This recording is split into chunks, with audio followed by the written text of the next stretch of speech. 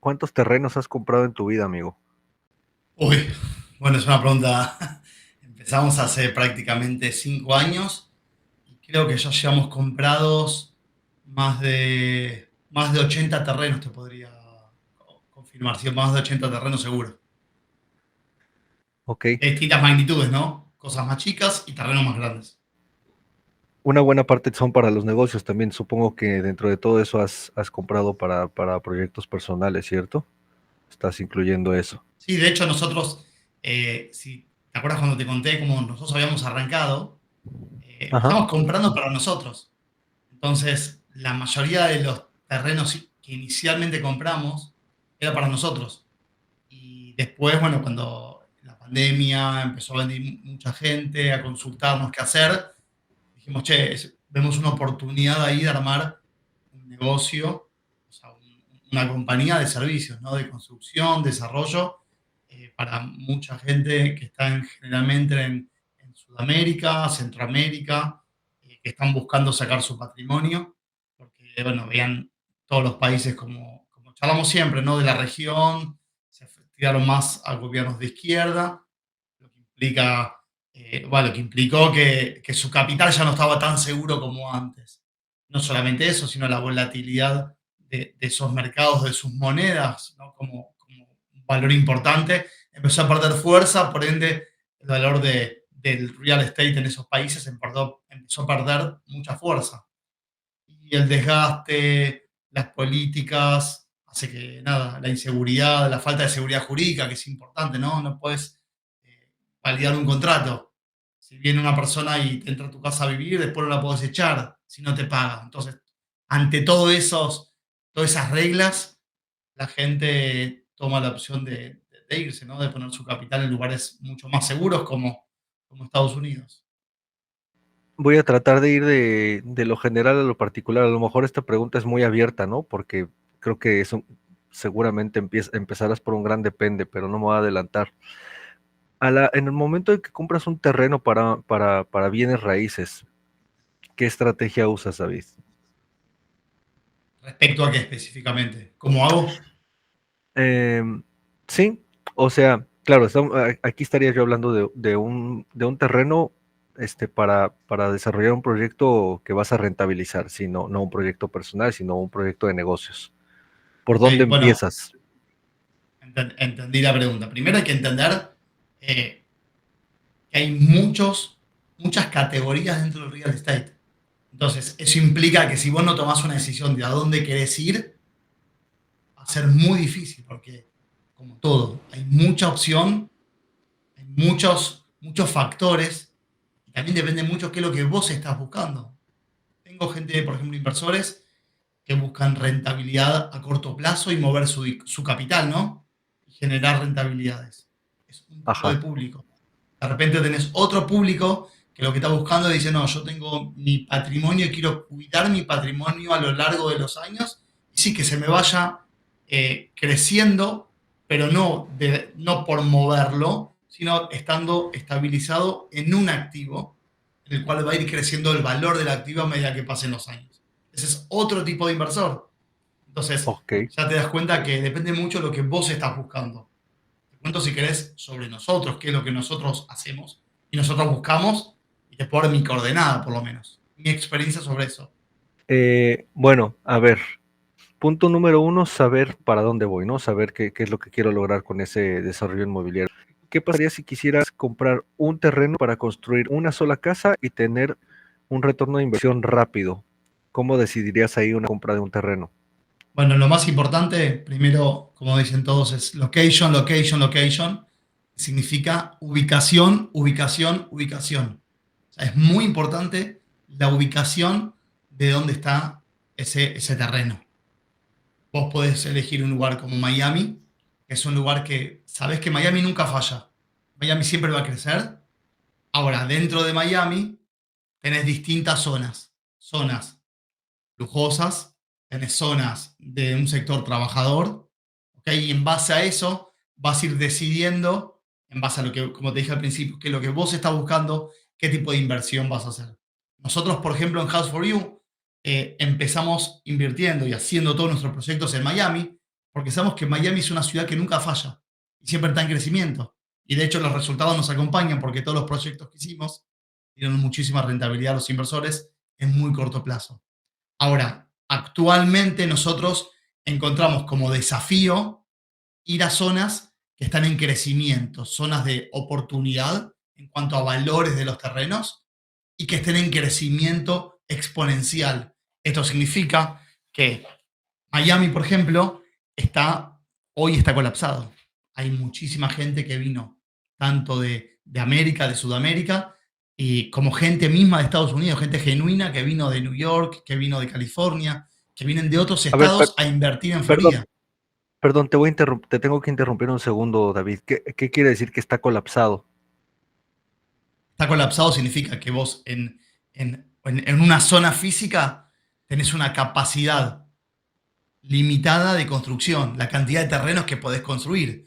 Si vos me Ok, decís, mirá, yo quiero hacer un proyecto, bueno, te digo, Miami es un lugar espectacular para hacerlo.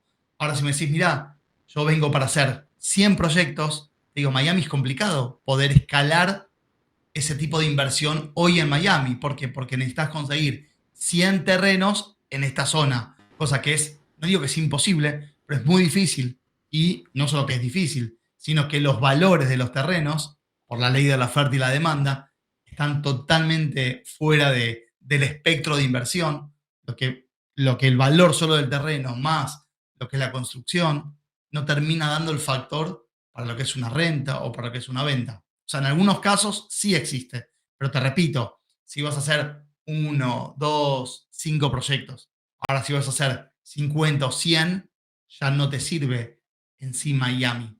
¿Se entiende? sí, sí, te entiendo ahí perfectamente. Está saturado, ¿no? Y realmente ya generar una rentabilidad para, pues, vamos a decir, por ejemplo, para una vivienda común ahí se complica, ¿no? Por lo mismo de que la demanda hizo que todo se inflara demasiado, ¿no?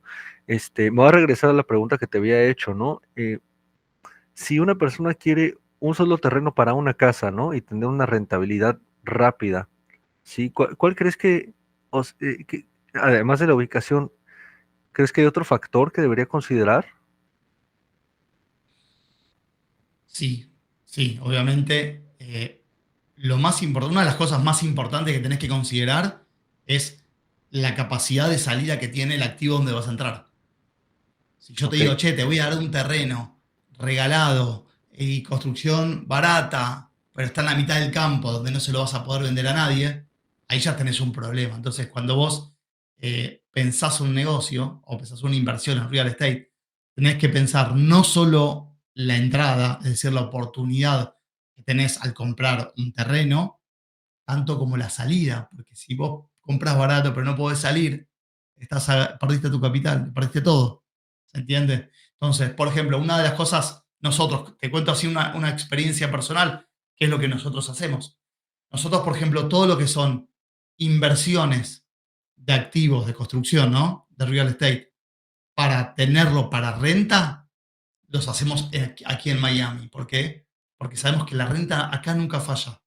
Pueden haber épocas que la renta sea más cara y tengamos más beneficio, y puede haber momentos que la renta sea un poco más económica porque el mercado tal vez está saturado de ofertas y tenés que bajar un poco el precio para poder rentar, pero no importa porque el valor del activo sigue subiendo a medida que pasan los años, ¿ok?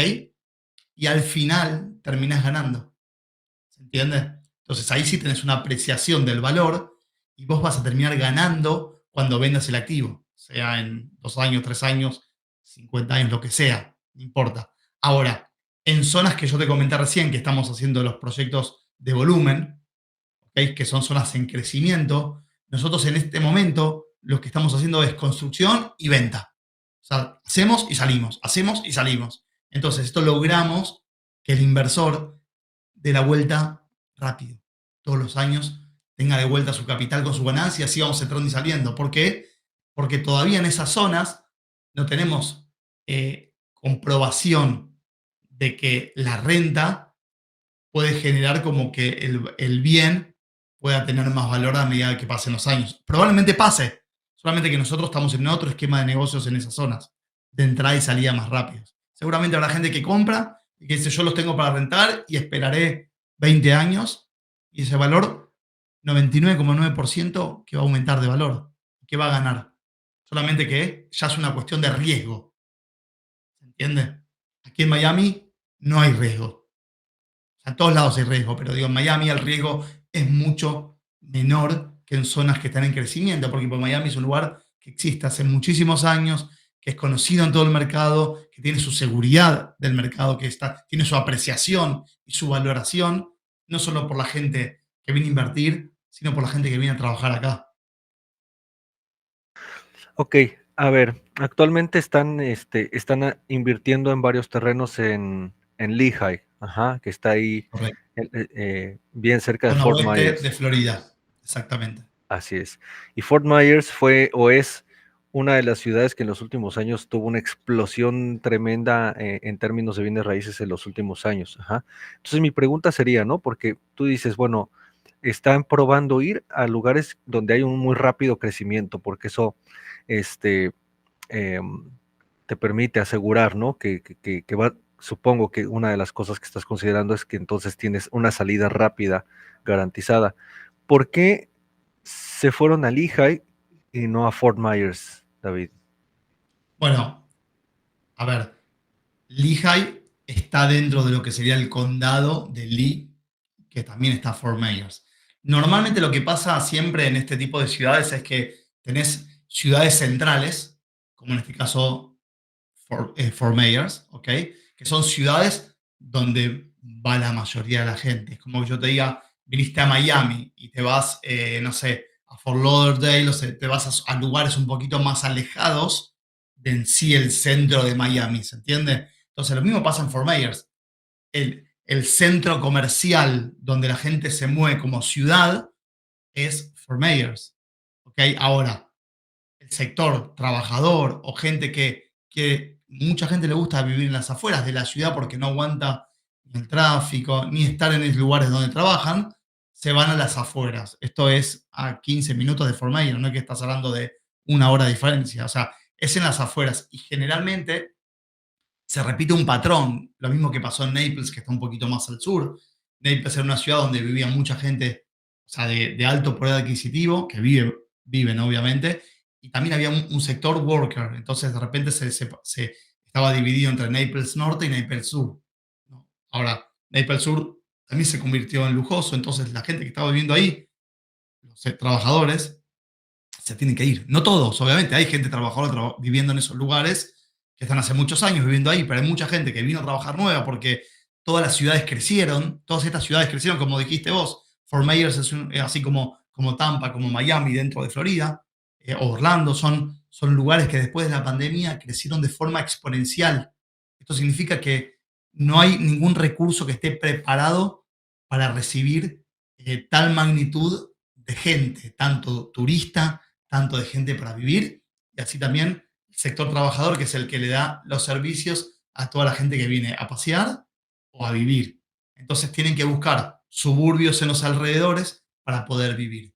Lehigh es una solución perfecta para esta problemática. Primero porque es una ciudad nueva, tiene escuelas, ya tiene hospitales, tiene calles, obviamente, o sea, tiene estructura, infraestructura, no es que no tiene nada, solo que no estaba desarrollado porque no tenía una necesidad de desarrollo, tenía una planificación que tal vez era de acá a 15 años, solamente que lo que hizo la pandemia fue adelantar esos 15 o 10, 15 años a 2, 3 años. ¿Entiendes? Entonces nosotros vimos una oportunidad ahí, así como en otras zonas más que también ya estamos trabajando en otras zonas nuevas que ya te iremos contando más en el futuro. Son ciudades que están menos desarrolladas todavía que Lehigh, pero que van a estar desarrolladas de acá a 4 o 5 años. Entonces es aprovechar y empezar a comprar ahí, y empezar a generar proyectos propios, o sea, con los inversores, obviamente, quiero decir, de la empresa, para poder crecer y prepararse para los años siguientes. Está súper interesante, David. A ver, yo lo que veo es, o sea, yo, con la experiencia que tienes, eres un gran detector de oportunidades. Si, ¿cómo haces para evaluar que la oportunidad que estás viendo estás a tiempo de subirte, ¿viste? Porque hay muchas veces que creo que nos ha pasado a todos en los negocios y además es como una regla común, ¿no? Se dice que a veces cuando te das cuenta de que está ahí la oportunidad y varias Ya terminé. personas se dan cuenta, es porque ya llegaste tarde, ¿no? Entonces, ¿cómo calculas si ya llegaste tarde o cómo alcanzas a ver a lo lejos que esa oportunidad se está gestando, ¿sí?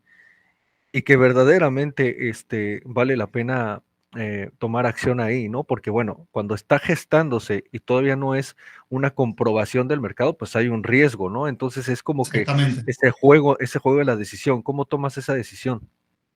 Bueno, a ver, nosotros, para empezar, siempre que analizamos algo, o sea, ya tenemos una experiencia de años de entender cómo funciona el mercado, cómo funcionan las planificaciones urbanas, y trabajamos con eso. O sea, ya sabemos dónde buscar la información y entender cuáles son las ideas que tienen las distintas ciudades a lo largo, digamos, del país. Nosotros nos enfocamos igualmente en el estado de Florida, ¿no?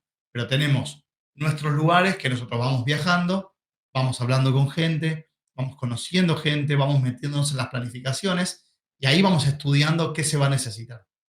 En base a eso vemos las estadísticas de los últimos años, los movimientos migratorios que están habiendo en esos lugares y en los alrededores, y con eso tenemos como una calculadora, digamos, una idea de en cuántos años pensamos que va a empezar a florecer esa zona.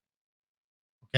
También vemos la oferta y la demanda de terrenos y de viviendas en ese lugar. Y con todo eso, hacemos un análisis bastante detallado y interno, ¿no? Entre nosotros, y un perfil de si vale la pena entrar en esa zona o no, o por lo menos los años que va a llevar florecer esa ciudad y desarrollarse.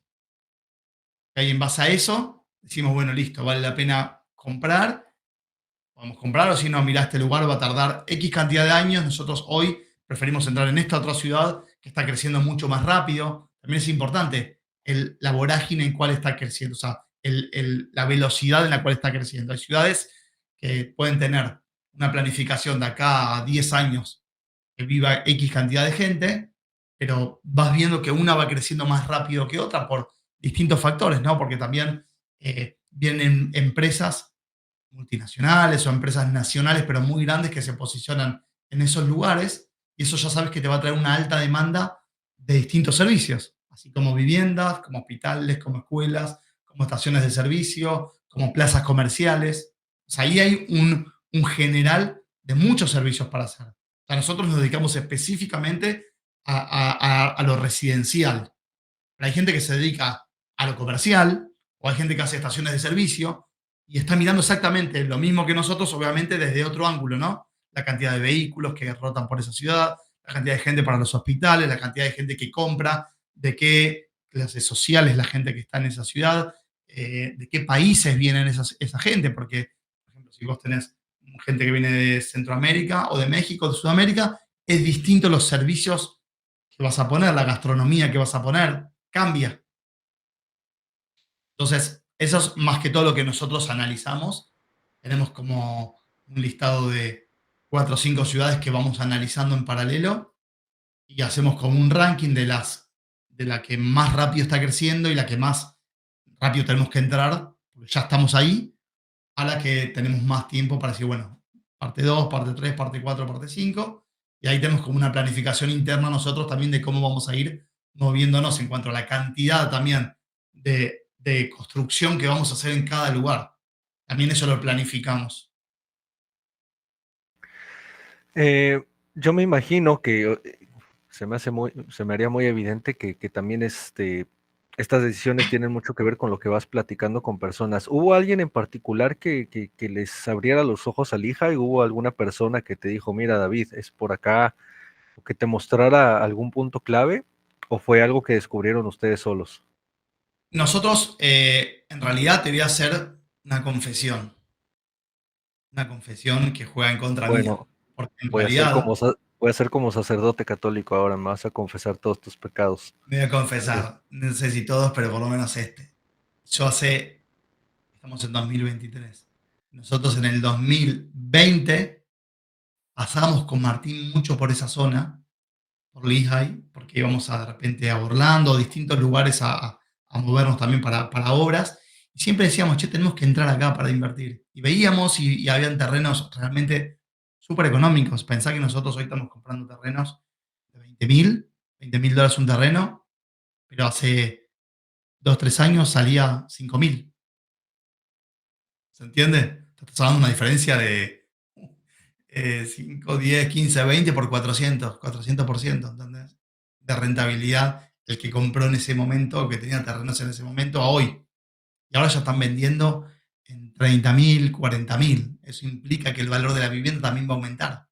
Entonces, la verdad que nos dormimos, porque no es que nos dormimos, que la vorágine nuestra también nos llevaba a distintos proyectos, distintas cosas que estábamos haciendo, y no nos permitía como enfocarnos. Y una vez que terminamos este proyecto último grande, que, que se nos demandó mucho, mucho tiempo y mucho esfuerzo, nada, nos pusimos como destinados y definimos como un foco bien claro de dónde va la empresa. Y eso lo que nos permite tener un foco, digo, es que podamos marcar y trazar un camino concreto a dónde estamos yendo durante cada año, ¿no? Y los objetivos que vamos a lograr y conseguir cada año. Eso significa que los inversores le estamos dando previsibilidad y seguridad de lo que vamos a hacer. No estamos hablando en el aire. ¿Por qué eligen desarrollos para vivienda, David, y no para comercial o no para la industria de los servicios? Bueno, me imagino que ahí sí entrar es completamente otro negocio, debe ser bastante más, no sé si más complicado, pero es otra industria, pero sí, por qué decidieron entrar con esa estrategia? No solo, o sea, no solo ahorita en Dija, sino es lo que ya vienen haciendo en otras zonas también. Voy a responder muy claramente. Nuestra experiencia no significa que sea ni la mejor ni la peor, sino que para nosotros nos sirvió este análisis eh, y los resultados con nuestros inversores hasta ahora fueron satisfactorios, están todos contentos y funciona, no es que se me ocurrió y de repente era. A ver, nosotros eh, analizando el mercado de Estados Unidos es un mercado que cambia muy bruscamente. ¿Por qué? Porque el mercado de real estate está muy relacionado con las tasas de intereses, porque la mayoría de la gente que opera en el mercado de bienes raíces en los Estados Unidos opera mediante apalancamiento, créditos hipotecarios. Entonces, a diferencia de Sudamérica, que vos no tenés crédito y tenés que ir con cash, la oferta y la demanda o el enfriamiento del mercado de bienes raíces está muy relacionado con los bancos, con la entidad, con el sector financiero, con lo que pasa con las tasas, ¿ok? Y con la capacidad de compra que tenga el usuario, no el comprador. Entonces, ¿qué nos pasaba a nosotros? Lujo, nosotros decíamos, bueno, ¿cuántas casas de lujo podemos hacer? ¿Y a quién se la tenemos que vender? ¿Qué teníamos? Mucho riesgo, todo puesto en un solo activo. Es decir, si me va mal, perdí todo el activo. Si me va bien, gané mucho también, pero el riesgo es mucho, ¿entendés? Entonces, no es para nosotros, por un lado. Por otro lado, decíamos, bueno, comercial, lo comercial está buenísimo, la verdad que es lindo, me gusta lo comercial, pero el problema que tenés en lo comercial es que de repente se cayó el mercado, las tasas se fueron muy arriba y te quedaste que vos tenés que estar cubriendo los valores de la hipoteca. ¿Por qué? Porque si los servicios bajan, porque respecto a la oferta y la demanda del mercado, mucha menos gente consume los servicios, los inquilinos se les complica pagarte. Y al final, si la tasa de interés, que prácticamente en comercial termina siendo variable, se va arriba, como pasa ahora, que muchos activos, o sea, los intereses están altos, entonces los valores de las cuotas están altos, vos a tu inquilino no le podés aumentar tampoco, porque si no, no vende. Entonces, siempre entras en ese esquema. Obviamente, va a haber gente que va a saltar, que se dedica a comercial, que me va a decir, yo hice millones con lo comercial y me fue espectacular, y seguramente que sí. Y hay gente que agarra oportunidades y compra plazas comerciales o cosas comerciales que les va excelente y conocen el negocio y tienen la gente y está perfecto. Nosotros empezamos más que todo dedicándonos a la parte residencial, al sector residencial, más que todo al sector trabajador y según nuestra experiencia, es un sector que nunca falla. Y te voy a explicar por qué nunca falla. Porque vos tenés, cuando construís una casa o comprás una casa, no importa ya si construís o comprás, cuando vos tenés un activo que está apuntado a ese sector, tu rentabilidad va a ser tal vez un poquito menor si vas a rentarlo, porque ese sector no puede pagar mucho, ¿ok?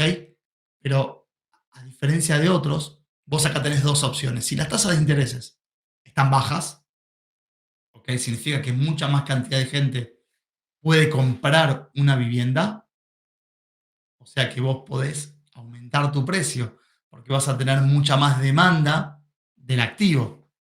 Entonces ahí tu precio puede aumentar y podés vender tu activo a mejor precio y tener una muy buena rentabilidad. Por otro lado, si las tasas de intereses están altas, como tal vez pasa ahora, y menos gente puede comprar, tenés la opción de renta. Entonces, siempre vas a estar ganando. Por eso yo siempre me dice, bueno, ¿qué pasa si no podemos venderlo? Significa que lo vamos a poder alquilar a buen precio. Y si tenemos que bajar el precio del alquiler porque las tasas de intereses empiezan a bajar, significa que el precio de la vivienda entonces va a aumentar. ¿Por qué? Porque va a haber mucho más demanda de gente que quiera comprar. Y tampoco tenés miles de millones de activos para poder vender, porque lo que pasó actualmente en el sur de la Florida es que se sobresaturó la compra de activos. Anteriormente estábamos trabajando en Magnolia. Magnolia era un terreno bastante grande donde iba a haber alrededor de 40 casas, ¿no? Y ahora en Lehigh la estrategia es muchos terrenos por separado, ¿sí? Para llegar a construir esa misma cantidad de casas a lo largo de un año, pero separados. ¿Qué diferencia hay a nivel estratégico? Mm, Paréntesis, ¿no? O sea, yo, desde mi mirada externa e inexperta, eh, mi sensación es que un terreno grande donde pones todas estas casas es mucho más práctico, es mucho más sencillo a nivel administrativo, etcétera, ¿no? Pero, ¿cuál es la diferencia, por ejemplo, ahí entre esas dos estrategias? Bueno, es una pregunta muy puntual y te la voy a responder porque es algo que nosotros también nos cuestionamos con Martín y nos planteamos y lo charlamos muchísimo. Y te voy a explicar cuál es mi visión. O sea, yo siempre soy una persona que estoy mirando, y esto lo escuché mucho de Jeff Bezos, que siempre que él contaba cuando él armó Amazon, que él pensaba siempre en el usuario, siempre estaba pensando en el usuario. Y por eso llegó a ser quien es, porque toda su política, toda su mirada siempre estaba apuntada a eso. Yo, obviamente lejos de ser Jeff Bezos, pero sí admirándolo y estudiando un poco de él y leyendo, me planteé algo de una forma similar. Es decir, en nuestro negocio, ¿ok?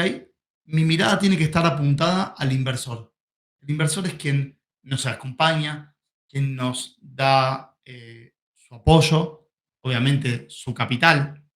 Nosotros tenemos la obligación de cuidarlo primero que todo, llevarlo en el menor riesgo posible, pero el objetivo es darle la rentabilidad más alta posible. ¿Ok? Entonces, ¿qué pasó? ¿Qué pasó? Nosotros veníamos, previo a Magnolia, yendo un poquito antes de Magnolia, nosotros veníamos haciendo duplexes o single family, o son viviendas unifamiliares o terrenos que compramos para hacer dos unidades, que se terminaba y se vendía. Y generalmente esos proyectos daban rentabilidades espectaculares en corto plazo.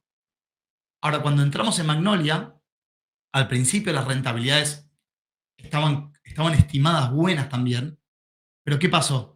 Primero, estamos hablando de 3 4 años entre construcción, estabilización del proyecto y venta. Primer punto, o sea, primer factor de riesgo, digamos, que ponerle que estaba contemplado. Segundo, las tasas aumentaron. Por ende, ya la factibilidad de la rentabilidad estimada ya empezó a eh, verse atentada, ¿no? No sé si atentada, ya empezó a verse un poco en riesgo. ¿Ok? Por otro lado, iba a demorar un montón de años y el mercado está cambiando tan rápido que dije, pará, nos salió una oportunidad de venta espectacular donde los inversores le dejó muy buena rentabilidad en muy poco tiempo con cero riesgo. Y la realidad es que dije, pará, si mi visión siempre es mirar al inversor, y algo que tenga rentabilidad, que sea a corto plazo, esta es una excelente oportunidad para ellos. Y para mí también, para nosotros también. Nosotros también, te cuento que nosotros generalmente somos inversores en la mayoría de nuestros proyectos, por no decir en todos. Siempre ponemos en todos los proyectos porque es muy importante que los dueños siempre sean parte de los proyectos, para que el inversor también sienta, yo estoy comprometido, no es que solamente soy un costo o un servicio por realizar la obra. Una vez que terminamos Magnolia y veníamos trabajando esto del Lehigh, veníamos con Martí pensando, y yo no podía dormir muchas noches pensando, digo, ¿cómo hago para alta rentabilidad, corto plazo, escala? Y ahí me da vuelta la cabeza. Entonces dije, bueno, creo que este sistema es un sistema espectacular donde podemos construir de a una casa, pero cientos a la vez. ¿Requiere más trabajo? Sí. ¿Requiere más sacrificio de parte nuestra? Sí. ¿Requiere más departamento administrativo? Sí. Pero de vuelta, ¿dónde está mi visión? En mi grupo de inversores, en la gente que nos acompaña. ¿Serán un par de costos un poquito más? Sí, también. Pero si eso nos va a dar mayor rentabilidad, corto plazo y seguridad, son los tres factores que estamos buscando. Entonces, ¿qué me importa si tengo que poner 2 o 3 personas más en la administración para hacer un poco más de papelerío? Y que tenga un poco más de costo el proyecto, no importa, si la rentabilidad va a ser mayor. ¿Entendés? Entonces, con eso tomamos Claro, esta decisión. porque aparte te cambia totalmente la dinámica del flujo de efectivo en la empresa, ¿no? O sea, en vez de tener que esperar a todo un desarrollo hasta el final. Y entonces aquí mi pregunta sería, por ejemplo, Lennar, que es la empresa que les compró el proyecto de Magnolia, ¿sí? Eh, Evidentemente, ni hablar de su experiencia, ¿no? Entonces, ¿qué crees que sería lo que ellos vieron como inversionistas? O sea, porque a ellos les interesó entonces ese terreno con ese proyecto que tú ya habías visualizado, que ustedes ya tenían aprobado y que ya estaba pues por empezar, ¿no? ¿Por qué a ellos sí les interesaría? ¿Qué posición tienen ellos en la industria en particular que tú dirías, bueno, a ellos sí les funciona o sí les conviene? Bueno, para empezar, Lennard o Horton son las dos empresas más importantes de Estados Unidos, cotizan en bolsa y el valor de sus acciones, de la acción en el mercado, porque en el stock market, se mide por la cantidad de cierres que hacen, o sea, por la cantidad de ventas de viviendas que hacen. Es decir, sobre esa base, ya sabes que el negocio de ellos es vender viviendas. La construcción, para ellos es el medio para obtener su objetivo, que es la venta de viviendas. Entonces, nosotros con ellos empezamos una relación en un momento donde el mercado estaba muy complicado para conseguir terrenos y nosotros prácticamente lo que le estamos dando a ellos es 48 casas para cerrar rápidamente, porque para ellos la construcción es un factor, ¿entendés? Es distinto su negocio. Entonces, por eso Claro, por un claro, para lado. ellos, o sea, para ellos, empujar la parte de la construcción, todo eso para ellos realmente es muchísimo más sencillo, pues por la infraestructura que tienen, ¿no? Entonces lo que ellos Exactamente, buscan ellos ya lo entonces, tienen eso. Ellos, su problema es conseguir terrenos o lugares para poder construir, para poder tener un número de cierres que su valor de las acciones no se vayan para abajo. O sea, para ellos es más importante mantener eso que en sí el costo. Es más, a veces hasta están dispuestos a pagar más porque el objetivo de ellos es otro. Y eso es muy común wow, en eso, Estados Unidos. Pará, y esto es muy común en Estados Unidos, también te lo transmito y para que la gente también lo sepa. Uno no se tiene que dejar llevar por lo que uno ve por los ojos. Porque de repente vos mirás y decís, che, pero mirá, ¿y por qué hace esto? Yo a veces veía gente que le quería comprar terrenos y me decía, no, no, no los quiero vender. Pero te estoy ofreciendo un montón de plata. Lo compraste a 10, lo vos estás, no sé, te lo estoy comprando en 200. Te ganaste 2.000, 3.000, de 2.000%. No, no le sirve. No, no te lo vendían hasta que en un momento entendí por qué no te lo vendían y tal vez porque los utilizaban para equilibrar sus impuestos, porque los terrenos no pagan impuestos.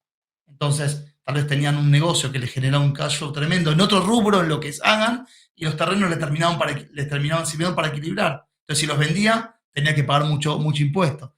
Bueno, hay un montón de cosas que nosotros o sea, que nosotros quiero decir que no conocíamos y que no conocemos todavía, porque acá las estrategias son tan privadas y el objetivo es tan personal que vos podés mirar a una persona así y en realidad la persona está mirando para otro lado, su estrategia es totalmente distinta a la que nosotros vemos. ¿Se entiende? Vos estás mirando, che, ¿por qué te compro esto? ¿Y por qué te pago más?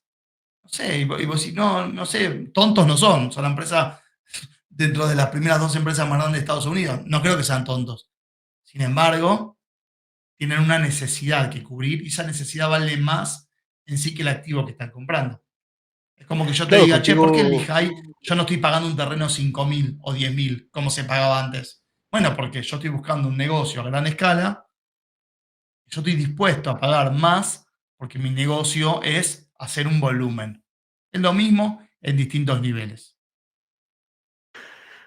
lo que Lenar te está comprando ahí entonces básicamente es tiempo, ¿no? Ellos buscan recortar el tiempo para llegar a Exactamente.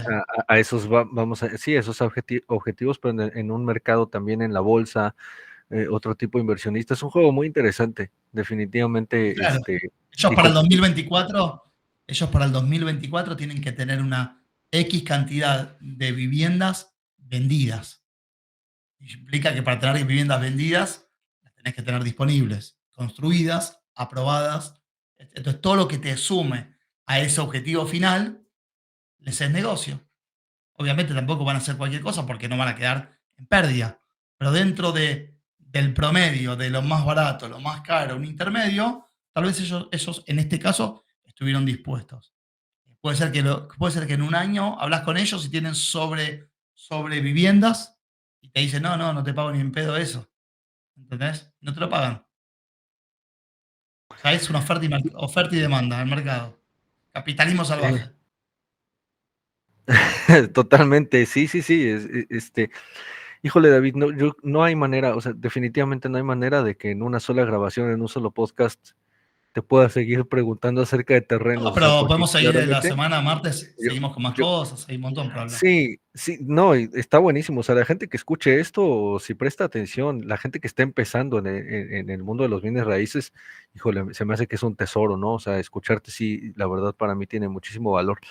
Antes de que nos vayamos, quisiera que me cuentes, David, ¿cuál es la peor decisión que has tomado en la compra de un terreno y cuál es la mejor decisión que has tomado en la compra de un terreno? Bueno, la mejor decisión de la compra de un terreno fue la de Magnolia, hasta ahora definitivamente. Fue, Además, una fue gran algo, historia. fue una gran historia, la verdad que podría escribir un libro de esa historia para mirar la mano de Dios, cómo nos fue guiando en todo momento, cómo se dieron cada pasito que se dio. Nada, aprendí muchísimo de ese proyecto. No solo a nivel profesional, también a nivel personal, a nivel espiritual, ¿no?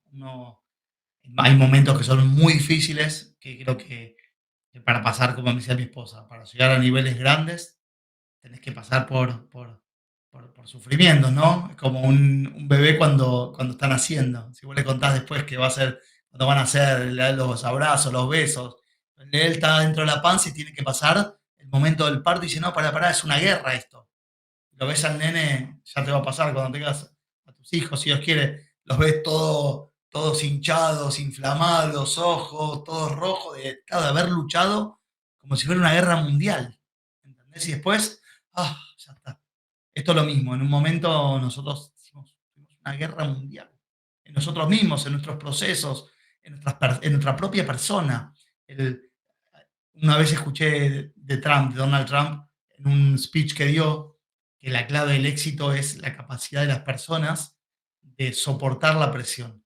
Si vos tenés esa capacidad de soportar presión, tenés garantizado el éxito. La verdad que yo me considero una persona que tengo mucha capacidad de soportar la presión. Y eso se paga, o sea, tiene sus beneficios a largo plazo. Y si no tenés capacidad de soportar presión, se te va a complicar más porque la vida está llena de presiones y se puede trabajar. Hay técnicas, hay un montón de cosas para poder hacer para que puedas soportar la presión. Antes de que Eso me, fue la antes, mejor. La peor antes de todavía, que, gracias a Dios, no apareció. antes de que me cuentes la peor, número uno, acércate un poquitito el micrófono. Sí. Acá estoy. Ajá. Este, te iba a Todavía no comentar apareció de. la peor, pero ya va a aparecer en algún momento porque parte del proceso y parte de la vida es que en un momento tomaron una decisión equivocada. Y bueno, estaremos preparados para resolver, como siempre. A ver, déjame entender esa respuesta que me estás dando. O sea, dentro de los más de 80 terrenos que has comprado, ¿no te ha pasado todavía uno que digas esto fue un absoluto desastre? La verdad que no. Te soy sincero, todavía no. Pero porque te voy a explicar por qué. O sea, puede pasar imprevistos. Somos A ver, como... tiempo, perdón que te interrumpa, David. Es que, o sea, yo entiendo que eres una persona hábil, ¿no? La probabilidad, incluso siendo hábil, de que te equivoques simplemente porque tomaste una mala decisión después de 80 terrenos, pues es que está ahí. O sea, no equivocarse se me hace complicado. Y además, aunque todas las decisiones que tú tomaras estén correctas, ¿sí? El caos del universo, básicamente lo que terminaría haciendo o lo que termina haciendo por probabilidad es que uno de esos 80 no funciona. Entonces, digo, perdón, te interrumpí, pero justo es que no me entra en la cabeza, ¿no? ¿Cómo es que no te ha pasado algo así? Mira, nosotros, a ver, puede pasar, la verdad que te soy sincero, todavía no nos pasó y entiendo que nos va a pasar porque es parte del crecimiento. Generalmente los terrenos que nosotros fuimos comprando a lo largo de estos años eh, fueron resultados de un trabajo de estudio muy exhaustivo que nosotros hacemos. No es que voy y digo, "Ay, me gusta este terreno, voy y lo compro". Si hay algo que está mal, no lo compro directamente. Entonces, por ejemplo, en este punto le doy la derecha a Martín. Martín, mi socio, es una persona que es muy, muy profesional en lo que es el análisis del terreno. Y no solamente a nivel papeles, porque a nivel papeles están los abogados, a nivel contable están los contadores, que ellos toman los recaudos necesarios. Y nosotros en las ciudades, todo lo que sería tipos de violaciones y cosas que puedan llegar a tener los terrenos.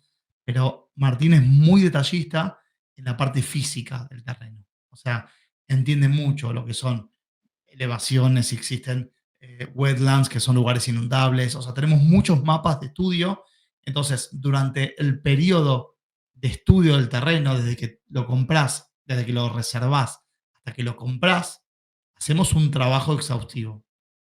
Por ejemplo, me pasó hace poco, estábamos por hacer la compra de una propiedad muy grande, que actualmente había una escuela, etcétera. No se terminó dando. Pero si querés llamarlo lo peor, eso fue lo peor, porque trabajamos como 4 meses para eso que al final no se terminó dando. Pero por otro lado, digo, nunca, no lo compré. ¿Entendés? Entonces tratamos de en ese periodo tomar todas las decisiones posibles y todos los parámetros de riesgo máximos, de la mínima hasta la máxima. Y de ahí analizamos si, che, ¿queremos entrar en este riesgo?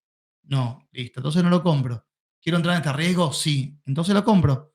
Entonces, durante todo este proceso, en estos años, hicimos este mismo trabajo, que creo que es una de las cosas que tal vez nos destacan más como empresa. Creo que una de las cosas que charlamos con la gente del Leonardo también es eso, es tal vez la capacidad de nuestra empresa de poder analizar y tomar decisiones basado en distintos parámetros, ¿no? Eso nos ayudó y nos acompaña en el camino, es un proceso que lo tenemos como muy, muy aceitado. Y bueno, de vuelta, no digo que es infalible, no digo que nunca nos vamos a equivocar, porque nunca hay que escupir para arriba. Pero gracias a Dios hasta ahora nos funcionó. Después me puedo decir, che, este terreno, este proyecto, te tardó más en venderse, más en no venderse, más en alquilar, menos alquilar. Sí, esas cosas sí pasan, pero son cosas que ya están muy dependientes del mercado, que dependen, como te dije al principio, de la oferta y la demanda. Me pasó propiedades que tal vez se me tardaron más en rentar por las zonas donde estaban ubicadas, otras que tal vez eh, me tardó un poco más en vender, pero al fin y al cabo todo se termina resolviendo. Está buenísimo, David. Está muy interesante la forma en la que visualizan las cosas. Nada más, según yo era la última pregunta, pero me surgió una cuestión acá. Entre Martín y tú, ¿cómo es la mezcla mental? de la selección de un terreno? O sea, claramente ahorita me está diciendo Martín es un experto en sitio, ¿no? En sitio, en analizar características de la tierra, elevaciones, etcétera, ¿no? ¿Cómo funciona? Tú tomas decisión desde la estrategia de negocios y Martín desde el lugar físico o entre los dos van mezclando, conversan cada uno de los terrenos, ¿cómo hacen ahí? No, no. A ver, yo más o menos me gusta más tomar como un lugar de ver la visión global del dónde va la empresa y qué es lo que vamos a hacer. Entonces, en base a eso, obviamente lo charlamos juntos, Martín, charlamos todos los temas. No es que yo digo, hago esto y vamos a hacer esto, sino somos una sociedad complemento, donde los dos tenemos para aportarle valor. Soy una persona mucho más soñadora, voladora, creativa, o sea, estoy armando ideas y pensando. Y Martín es una persona que baja a tierra esas ideas. Y ahí está el complemento. Sobre eso ya podemos construir. Entonces, tal vez, esto del IJAI, por ejemplo, armamos la visión, la bajamos a una estructura. Yo de repente digo, bueno, vamos a hacer, no sé, 200 construcciones. Y Martín me dice, no, no, pará, vamos despacio, vamos a hacer 50. Una vez que estemos aceitados en 50, vamos, ¿entendés? Entonces, ahí está, y ahí está la capacidad de cada uno de escucharnos, y ya tenemos 10 años juntos, y eso nos hace que nos conocemos prácticamente de memoria, cómo es cada uno. Eh, Nada, Martín es más callado y más analítico, entonces viene también de una historia y de una familia más industrial, donde está, él es un cerebro de la NASA, para describirlo así.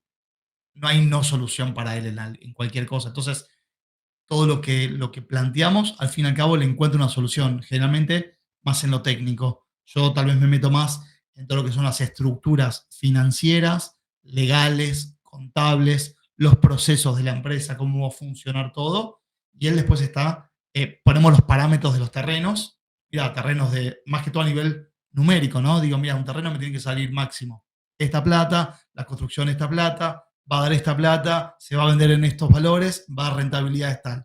Sobre esos parámetros es donde él ya tiene vía libre para salir a buscar los terrenos. Y obviamente el análisis de los terrenos los hace al 100% él. Es decir, si el terreno está apto para construir, la zona, esto, lo otro, él. Lo charlamos, yo no estoy adentro de cada detalle de compramos este terreno o este terreno. Para mí, si se compró, es porque ya cumple los requisitos que nosotros hablamos y está dentro del marco de negocios que estamos hablando. Entonces, por eso te digo que en ese sentido estoy tranquilo con eso. Súper interesante, David. Pues muchísimas gracias. Yo creo que quien sea que esté empezando en el mundo de los bienes raíces, que escuche esto, se lo tiene que atesorar. Así que bueno, gracias David. Este fue nuestro segundo capítulo de esta nueva versión de El Árbol del Dinero. Así que gente, comenten qué aprendieron. Este, y si están por comprar un terreno, déjenle sus preguntas a David, ¿no? Acá en las redes sociales, en YouTube, que quisieran Importante, saber. importante, no se manden solos sin preguntar. Me pasó muchos casos de mucha gente que compraron terrenos, mismo en Lijay. Yo ya tengo terrenos en Lijay, compré y ahora ¿quién te los construye? No, no sé ni por dónde empezar, no sé cómo hacer, no hay trabajadores, hay un montón de... me vendieron un terreno que tiene tortugas, ¿cómo saco? Me sale $10.000 sacar una tortuga, porque es legal. ¿Cómo hago? Es un terreno que es inundable, ¿cómo hago? Y claro, empiezan a haber un montón de factores que no los conoces porque no conoces el mercado, y vos porque viste que es algo barato te metiste. Y a veces, como siempre me decía mi papá, a veces lo barato sale caro. Entonces, nada, ojo, mucho cuidado, consulten, comenten, y en lo que podamos ayudar, aquí estamos. Claro, pregunten, totalmente pregunten, porque Es aparte, gratis. si elija, claro, aparte que es gratis y que David sí les va a responder, este, eh, si le preguntan particularmente sobre el IJA, y de hecho es bueno, ¿no? Porque pues es una zona que queremos que vaya creciendo así, ¿no? Que llegue el público. Así Sí, tiene que muchas zonas más también. de donde sea, de donde sea. Bueno, muchas gracias, David. Nos vemos en el siguiente capítulo y vámonos a junta con Felipe. Que estén bien.